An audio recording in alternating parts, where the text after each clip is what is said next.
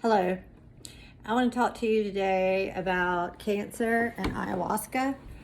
Um, in 2015, I was diagnosed with terminal ovarian cancer.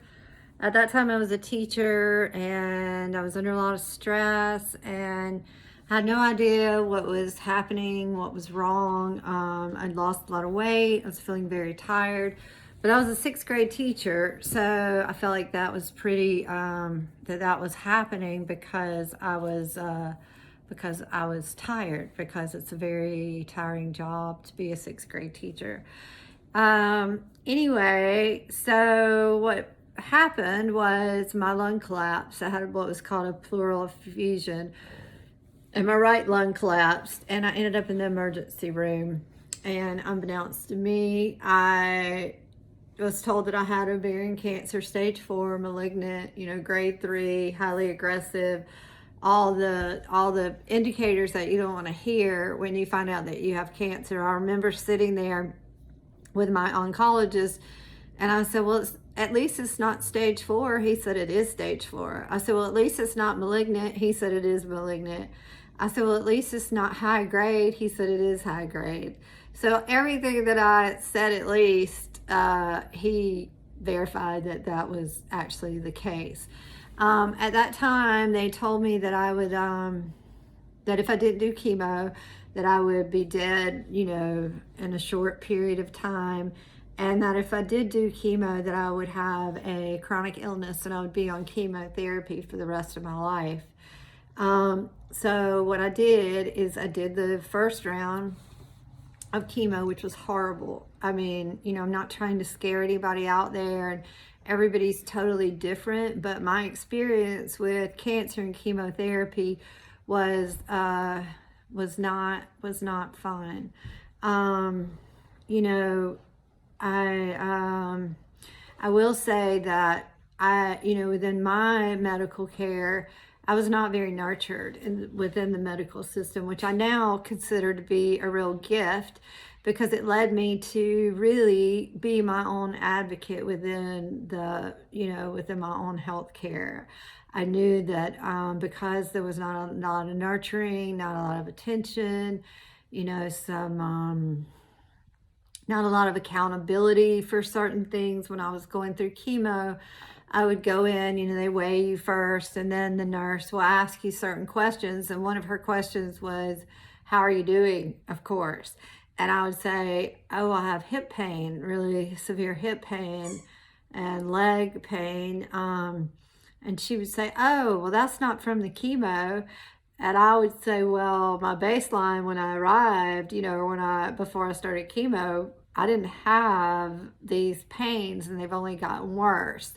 So then, as time went on, she'd say, how are you doing? I would say, I've got hip pain. And, I just knew her answer was going to be, it's not from the chemo, which it was every single time. That's what she would say.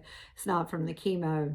And one time she even told me, she said, maybe if you'd stop working out so much, you wouldn't have so much muscle fatigue. And I just laughed, because I was bald-headed, no eyebrows, no eyelashes, and probably 95 pounds, if that. So working out was not what was going on for me. So just to fast forward a little bit, actually, let's rewind a minute. I had not seen one of my friends in a while. This is about a year before I got cancer, and I had not seen one of my friends who had invited me to lunch, and I hadn't seen her probably in a year or so. And she said, hey, you want to go to lunch? So we went to our favorite taco place, and when I saw her, the first thing that I said to her was, have you ever heard of DMT? I just watched a documentary on it. I think it's called The God Molecule. And so I was really interested in DMT. I wasn't feeling well already. Like I said, it was about a year before I got cancer. And what I thought that I had Lyme's disease because I'd been bitten by a tick. So anyway, I said to her, have you ever heard of DMT? And she said, No, but she said, yes, I have. But what I wanted to call you here about, which is so coincidental right now, is I wanted to talk to you about ayahuasca. And so we sat for, I don't, hours and hours in this restaurant until it was dark, and we got there at lunchtime. And she told me all about ayahuasca. And when we were leaving, I was like, I don't feel great.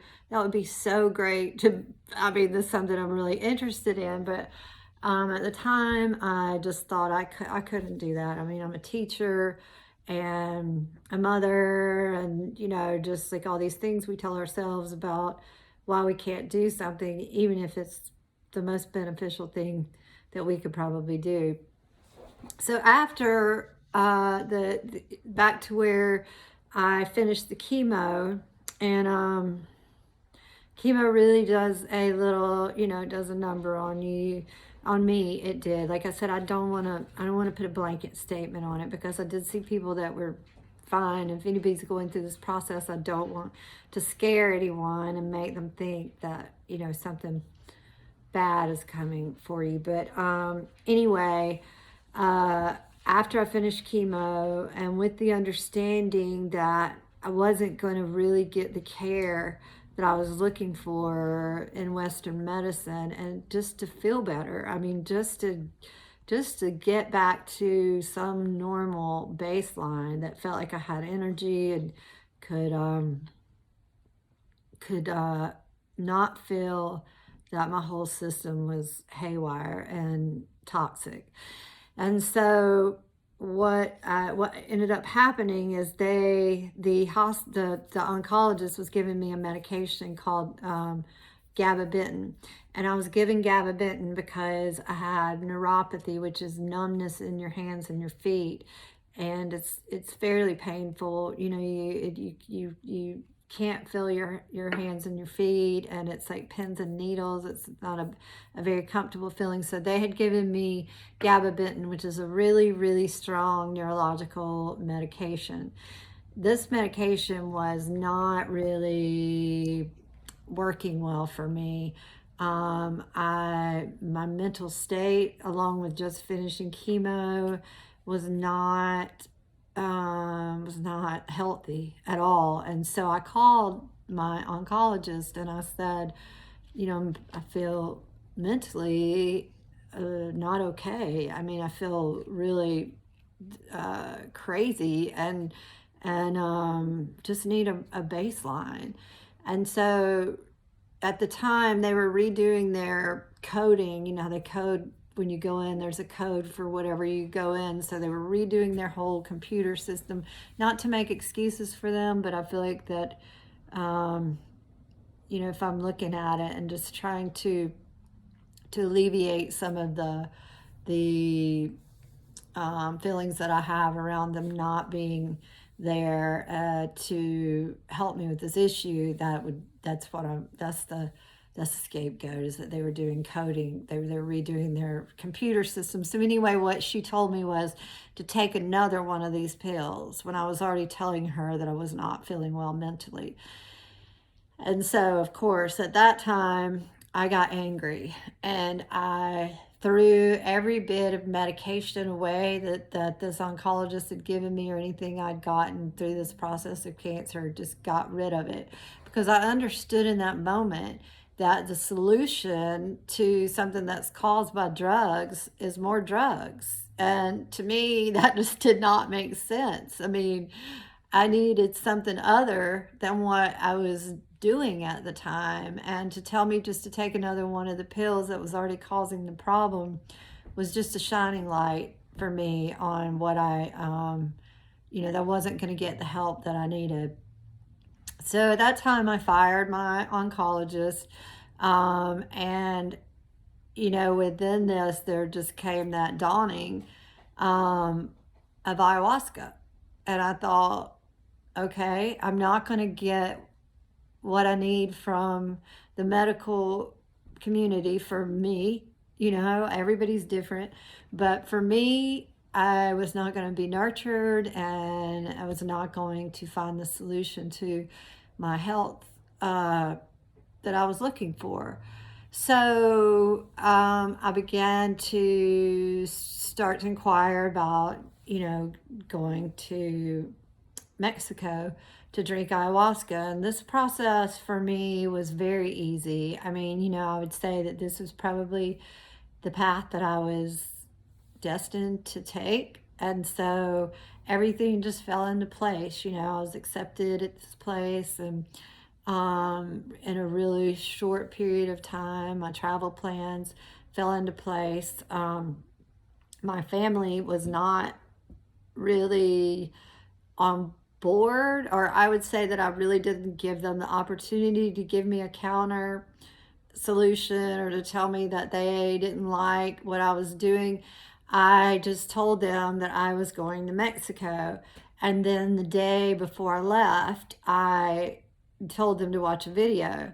And I'm referring to my parents and my brothers and sisters. My children knew where I was going. I was very honest with them, and they were very supportive. But my family, being just who they are, and in the South has a little slower exposure to some things than some other more progressive places in the country. So I gave them one video to watch, and I said I wouldn't start looking around. I would just stick with this one video and understand that this is something I feel really called to do.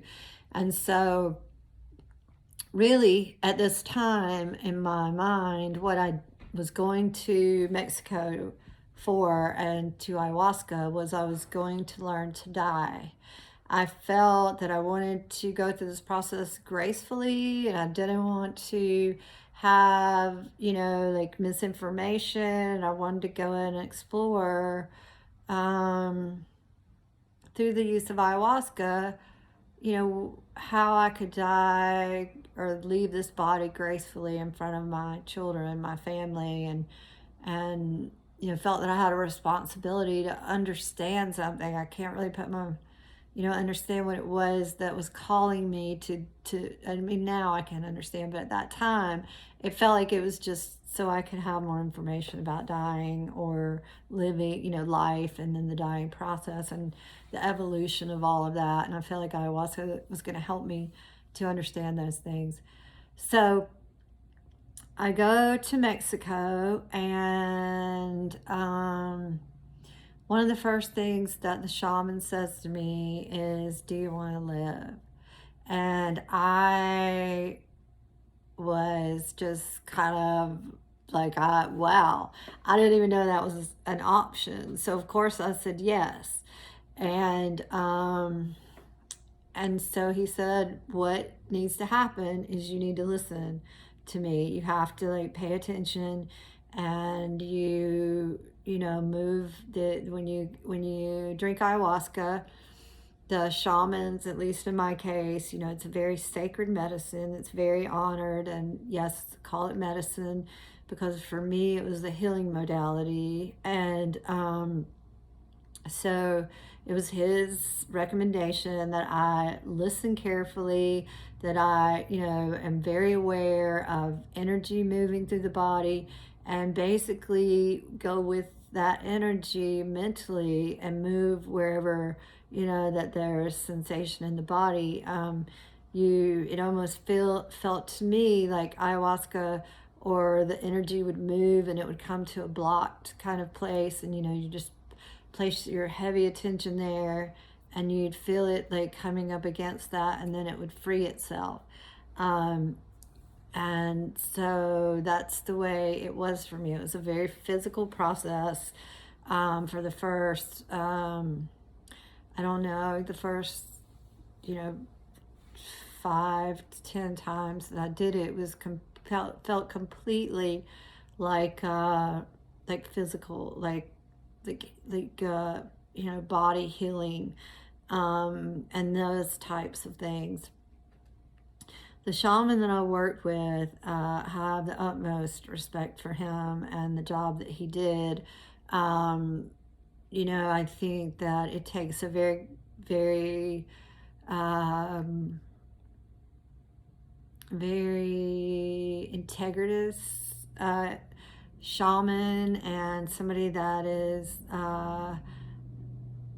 probably skilled at those types of, this was hands-on healing, and he was what's called a vegetalista. So he had like a lot of direct experience with plants and healing and different, working with different plants in different ways. So that's, kind of what happened while I was there.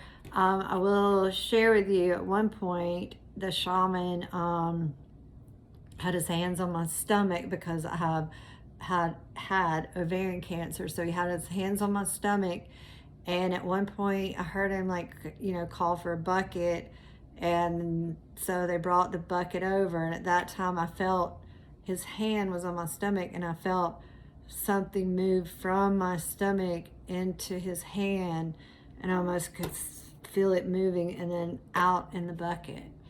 And this is often called, I think, he called it energetic surgery, and I would agree with that. I have any idea how this operates or how he does it or what he experiences through this? No, I don't. But I can only tell you, it was profound, very, very, very profound.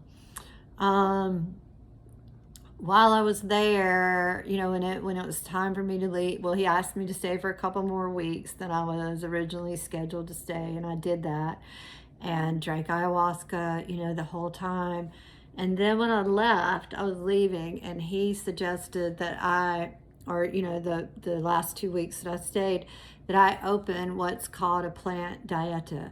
And so what happens in this situation is you drink certain plants. Some of them, you would be familiar with. Rose is one. Rose is the highest frequency plant that there is. But when I first drank my first two the plants that I dieted were Ayahuasca and Makura. And so he suggested that I open these plant diets, which simply means that he chants a chant that is directly that, for that plant. And so chanting an Akaros, which is a prayer. And so he opens the plant, you drink the plant, and then you become in relationship with that plant. I think what I'll do like later is probably post another video about those plant diets. But throughout this journey for me and healing cancer, I actually did 4 diets. I did the 2 that I just mentioned, and then another plant diet with Chiricsanango, and then finally with Rose, which was probably one of the most profound experiences of this lifetime. So what I want to share with you, I guess, to close this video is that for me, ayahuasca has been so many things. I mean, a healer, a teacher, a companion, myself. And I'm just so very grateful that I sit here today, 6 years after being diagnosed with terminal ovarian cancer, and I am cancer free. I have no cancer. I have no pain whatsoever. I have no neuropathy. I have a renewed spirit. I mean, I would say if we're looking at these plants and what really happens when we decide to go into relation with these plants is that, and I would say this is like true for anybody that is working through any kind of illness in their body, is that it's not, first of all, your body is systemic, it's a whole system. And so even though it's out of balance in one spot, and the doctor will tell you that one thing is wrong, and if we just take this out and treat it, then everything's going to go back to imbalance. That's not really something that I believe after what the journey that I went through. I feel that there's so many other things that go into healing. You know, there's your spirit and the mind and then the body, and all of that is like is in unison. I mean, you know, the fact that you know, our thoughts are driving so many things that, you know, at times can be so unhealthy, and many of us have what I call, you know, an inner critic or an authority in there that's constantly, you know, badgering and just, you know, telling you how wrong that things are going. And you know, these kind of things operate on autopilot, and a lot of times we don't even realize that it's happening until we really start to investigate who we are, and begin to look at whatever our healing path may be. So, you know, I just would encourage anybody that is, you know, interested or battling something. I don't even like the word battling, but has discovered that, you know, the body is out of balance in any way, that to consider that it's not just, you know, it's just not, in this case, located in the body, but it has, you know, so many other areas that go along with that, that, you know, is really beneficial to bring about some real healing in the end, is to consider everything that goes into, you know, to throwing things off balance.